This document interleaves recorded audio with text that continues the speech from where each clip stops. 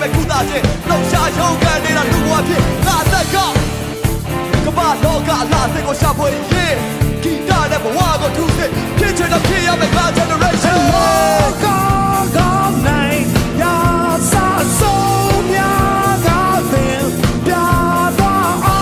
ချီမနေတာထိုင်တာရှိတဲ့လက်တွေပထမသူရာယူပါလိုရာပထမသူပဲဘာလို့မလဲပြောမင်းမကြရင်လာမရှုပ်